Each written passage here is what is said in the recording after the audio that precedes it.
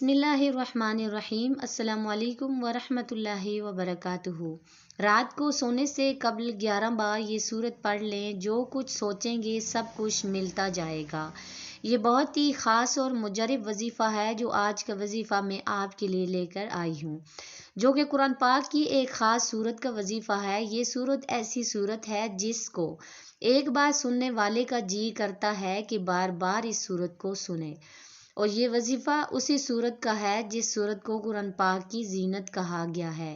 یہ وہ سورت ہے جو سورہ رحمان کہلاتی ہے۔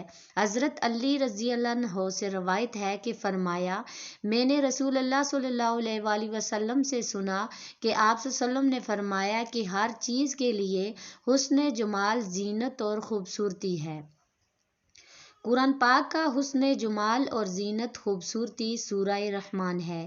اسی طرح ایک اور حدیث میں حضرت جابر بن رضی اللہ عنہ سے روایت ہے کہ فرمایا کہ رسول اللہ صلی اللہ علیہ وآلہ وسلم ایک دفعہ اپنے صحابہ کرام کے پاس تشریف لائے، بس آپ نے سورہ رحمان اول سے آخر تک تلاوت فرمائی۔ صحابہ کرام خاموشی سے سنتے رہے تو آپ صلی اللہ علیہ وآلہ وسلم نے فرمایا کہ میں نے سورہ رحمان جن آیت کے اوپر پڑھی وہ جواب دینے میں سب سے زیادہ اچھے تھے۔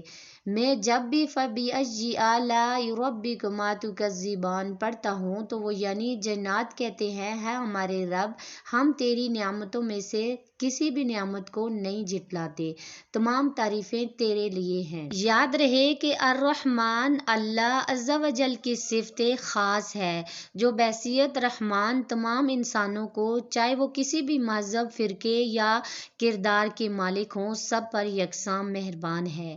کوئی اس بات کو تسلیم کرے یا نہ کرے، کوئی اچھے کام کرتا ہو یا برے، اس پاک ذات کی مہربانیاں سب کے لیے یکساں ہیں۔ اور یاد رہے کہ اللہ تبارک و تعالیٰ کو خود ارشاد فرماتا ہے کہ اللہ کی رحمت سے مایوس ہرگز مت ہونا۔ اس لیے ہمیں چاہیے کہ اللہ کی رحمت پر نظر کرتے ہوئے ہر وقت اس سے دعا مانگتے رہیں، مختلف طریقوں سے، مختلف انداز میں اس سے مانگتے رہیں، وہ ضرور عطا کرے گا۔ آج کا جو وظیفہ ہے اس ذات سے مانگنے کا ایک خاص انداز ہے۔ آپ نے یہ وظیفہ کیسے کرنا ہے؟ یہ وظیفہ قرآن پاک کی سورہ رحمان کا وظیفہ ہے۔ یہ وظیفہ بہت ہی مجرب اور خاص ہے۔ اس وظیفے کو کرنے کے بعد آپ اللہ تبارک و تعالیٰ سے جو کچھ مانگیں گے انشاءاللہ ملتا چلا جائے گا۔ یاد رہے کہ آپ نے اس وظیفے کا کامل یقین کے ساتھ کرنا ہے، اور اس کے علاوہ اس وظیفے کی وہی شرائط ہیں جو کہ دعا کی قبولیت کی شرائط ہوتی ہیں، جن میں سے سب سے بڑی شرط یہ ہے کہ حرام کمائی اور حرام کاموں سے بچتے رہنا ہے، اور نماز کی پابندی بھی ضروری ہے۔ اس وظیفے کا طریقہ کار بہت ہی آسان ہے۔ اس وظیفے کو آپ نے عشاء کی نماز کے بعد رات سونے سے پہلے کرنا ہے۔ تو محترم ناظرین، چلتے ہیں آج کے وظیفے کی طرف۔ وظیفہ شروع کرنے سے پہلے آپ سے گزارش ہے کہ اگر آپ میرے چینل پر نئے ہیں تو چینل کو سبسکرائب ضرور کیجیے اور ویڈیو کو لائک کیجیے، تاکہ میں آپ کے لیے اور بھی اچھے وظائف لے کر آ سکوں، اور کمنٹ باکس میں اللہ تعالیٰ کا ایک پیارا سا نام لازمی لکھ دیجیے۔ اجازت کے لیے چینل کو سبسکرائب کرنا ضروری ہے۔ اگر آپ چینل کو سبسکرائب کر دیں گے تو آپ کو اس وظیفے کو کرنے کی اجازت ہے۔ یاد رہے کہ اس وظیفے کے لیے ضروری ہے کہ آپ نے باوضو حالت میں اس وظیفے کو کرنا ہے، اور بہتر یہ ہے کہ اس وظیفے کو شروع کرنے سے پہلے 2 رکعت نماز صلاۃ حاجت کی نیت سے ادا کر لیجیے گا۔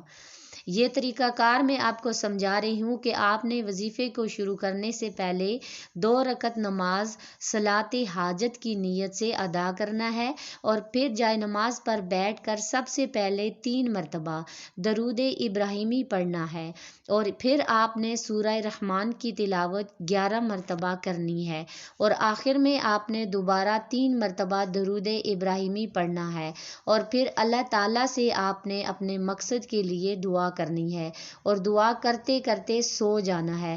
جس بھی مقصد کے لیے آپ اس وظیفے کو کریں گے انشاءاللہ وہ مقصد اللہ رب العزت پورا فرمائیں گے۔ مجھے امید ہے کہ آج کی ویڈیو آپ کے لیے بہت اچھی رہے گی۔ اگر آپ کو وظیفے کی سمجھ آئی ہے تو آپ نے کمنٹ باکس میں اللہ تعالیٰ کا ایک پیارا سا نام ضرور لکھنا ہے۔ اگر آپ میرے چینل پر نئے ہیں تو چینل کو سبسکرائب کیجیے اور ویڈیو کو لائک کیجیے۔ میرے لیے بھی دعا کرنا ہے، آپ کے لیے میں دعا کروں گی، انشاءاللہ آپ کی تمام جائز حاجات پوری ہو جائیں گی۔ آپ کی جو بھی خواہش ہے، آپ رزق کے لیے، کاروبار کے لیے، جس کے لیے بھی یہ وظیفہ کرنا چاہتے ہیں، انشاءاللہ آپ کی تمام نیک حاجات پوری ہو جائیں گی۔ تو ملتے ہیں کسی نیکسٹ ویڈیو میں، تب تک کے لیے اللہ حافظ۔